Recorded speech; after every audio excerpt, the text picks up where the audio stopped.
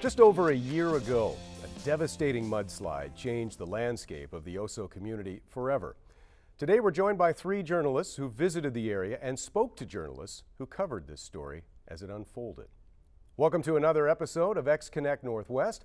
I'm your host, Greg Mills, and today on the show we welcome Mark Way, producer and videographer, Callie Hare, reporter, and Carolyn Robinson, professor at the Edward R. Murrow College of Communication.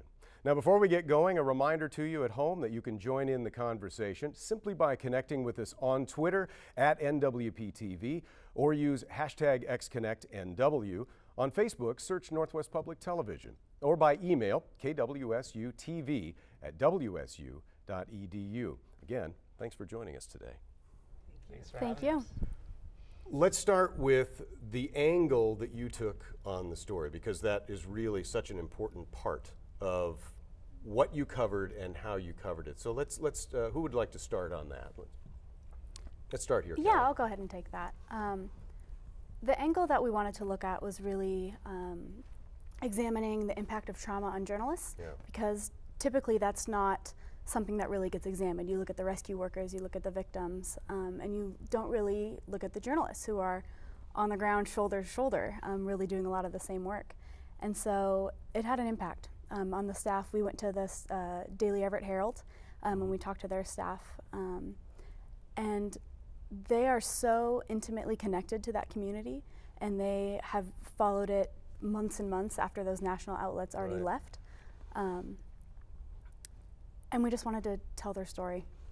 And you being the reporter in this case, and a reporter, you had to have gotten pretty close, I would imagine, at least in your mind, sort of putting yourself in their position, I would guess, being able to see that from a third-person point of view. How interesting was that? It was so interesting, and honestly, even just as an undergraduate, to have that opportunity to go and learn from this really world-class staff of reporters who really, they put their sources and their communities first, and it's not about what they can get from them, it's about what they can give back to them. As someone who's still learning the industry, that's a really valuable example for me to have and to follow. Sure. Mark, they had a lot of footage shot. They had a lot of stills shot. You came into this as photographer and videographer. Yep.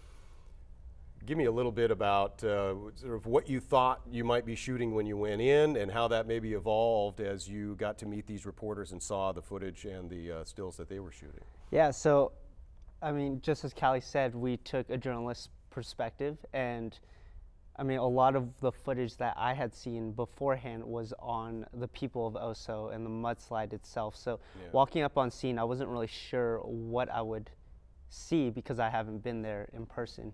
So being there, taking a look at the mud, how it was still living was incredible. And there was just so much to capture when I was there.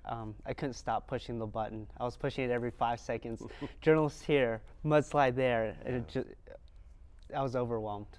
Learn a lot from the professionals who had already been there. Again, the angle of the story makes this part of it so interesting. I think you were taking a look at a body of work that professionals had been working on for some time, and then talked about their body of work. How did that affect sort of what you chose, or how you chose to look at that stuff? Yeah, as a videographer, I learned a lot from journalists, and I love working with journalists because they have such a story mindset. The way they communicate is through words, and they can never do it through visuals. And it's awesome to just see how they communicate it. So yeah, going forward, I took away a lot in terms of, you know, it's more about how they covered it and the detail they took to, you know, talk about the victims of the mudslide as well as the rescuers. So, Well, forward. let's take a look at it. Let's go to your piece, and we'll talk a little bit more about how you felt about it and what your roles were and that sort of thing. So we'll come back and discuss that. This is Returning to Oso, Journalism and Trauma. As I start driving up, I notice like my heart starts racing, and I kind of had to do some like breathing exercises, and I had to wait till I got into my car to cry. It's the worst mass casualty incident in our community's history.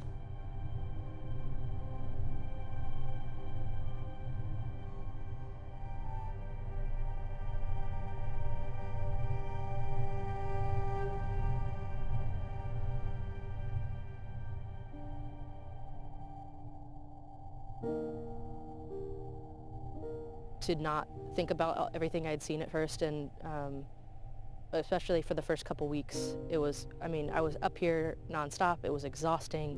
When I was in Darrington, I was working like 15, 16-hour days, talking to people who are in incredible pain every day. It's very emotional, even if, like, you know, nothing happened to me, but just being in that environment day after day takes a toll on you, and you're not sleeping, and you're thinking a lot about everyone here, and it was an emotional time, and wanting to be back and wanting to be covering the story.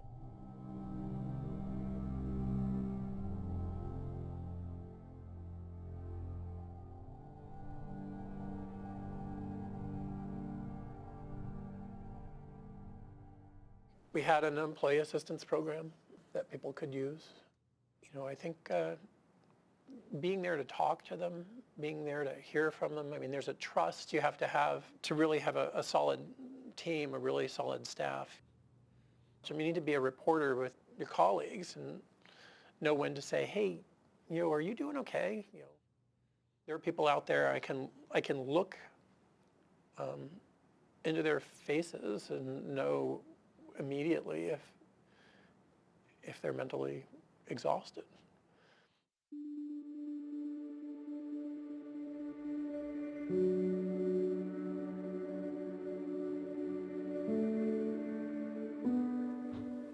Anybody can go harvest quotes. Anybody can string together words, but making sure it's true, it reflects their truth, that it doesn't needlessly cause them pain. Those are all skills, and you know, Eric was a long-time Courts and Cops reporter. He learned to do that kind of interviewing. That's what works.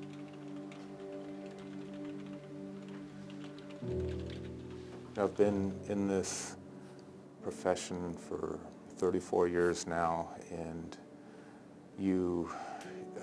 I've covered a fair number of tragedies before, and I've gotten to know people who have had to endure so much pain, and you can't help but be affected by it.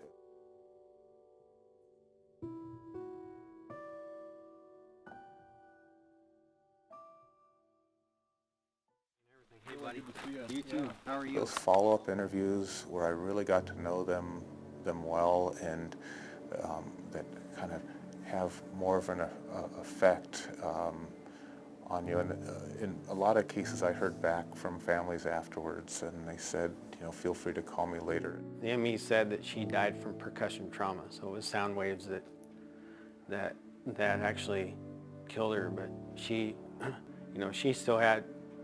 When we were digging her out, she still had both hands on the steering wheel. She never saw it coming. I love Eric. Eric is so down to earth, so true, and so real. I will never tell that guy no for an interview. My focus was I wanted my sister's legacy to live on. And if I could do it by talking to reporters, whoever they were, then I was going to do it.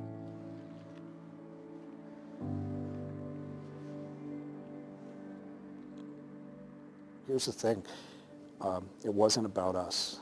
It was about telling the truth of this community. And even though it was a horrible thing to be writing about, it also was a wonderful thing to be writing about.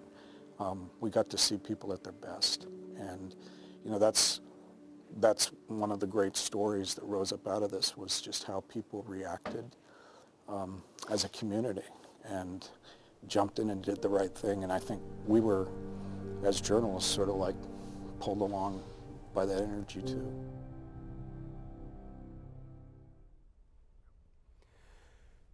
Carolyn, what was your role in this? Well, initially I worked with Ben Shores, another professor here at WSU, and we were discussing some ideas to take students on a story coverage trip that are nearby, not too close, not too far. And we thought about the Oso mudslide, and the date was coming up of the time that it happened the year before. And we were going over a bunch of different story ideas, tossing this around, maybe this, maybe something about the road and how it had not been fully opened at one part of it. we're talking about the trauma to the children, different things. We began to realize that they had covered just about everything already. Sure. So who were we to walk in and go, well, we'll just do this story again for the zillionth time, right? Right. Plus with all of their background and experience. So the more we talked about it, it came up somewhere, and honestly I can't remember exactly where, talking about, well, what's the impact on the journalists themselves who have been covering this over and over again. We realized that was the unique story angle that no one else had done. Mm-hmm. They had covered the story from every which angle already, but no one had done a story about them and what they were going through. And they wouldn't do it themselves anyway because it's a little self-serving, they're very modest people. So we decided to do that and went with it, and it really was the right angle to take. Yeah, yeah. That being said, Callie, what was the impact on you, sort of emotionally? We talked a little bit about what it was like from a learning experience as a reporter and as a student, but what did you wind up walking away feeling like after you saw all that? You know, you would go home at the end of the day in Oso, and even just as far removed as we were, you're just emotionally exhausted because you're being led into this world, this very intimate and personal and traumatic experience, not just with the reporters, but with the sources they were talking to. They were also open to talking to us. And I mean, God, what a gift. It's such an intimate, scary thing to trust strangers with. But the fact that the reporters opened up to us that much, it definitely wore you out, but in a good way. I was really glad for the experience. I mean, especially going into an industry where kind of the traditional mindset is that you don't talk about how affected you are. You're supposed to be, you know, you're supposed to step away, you're supposed to be impartial. But the reality is, you know, that's not always mentally healthy, and it honestly doesn't always produce the best journalism. Kind of this resounding message that I heard over and over from these really, really excellent reporters was that if you don't let yourself feel it, and if you don't let yourself to connect, you're going to miss the story. Yeah. And that's really what I walked away with. What did you see as far as the community and how it changed? Wow, they are so close, and just talking to one or the other, they really, man, I'm at a loss for words, but they really admired each other. And Michaela Fox, the other videographer, and I would come back, look over the footage and sift over it, and we'd discuss, like, this person really appreciated what this other person did. We talked to Jan and Jeff, these two volunteer firefighters, and they were respecting their community. Everyone talked about them, everyone loved them, and they themselves reciprocated that gratitude in other ways of just welcoming the community into their lives and really touching back with them and asking them how they were doing, even year after the slide. So it was just amazing to see that close-knit bond between everyone. That was awesome. We have a really short time left. Is there one thing that you can think of that didn't make the cut? What didn't make the cut? A lot of the interviews. There's so many things said, and man, we wanted to put it all in. They had so many tips to journalists, and oh man, it was great.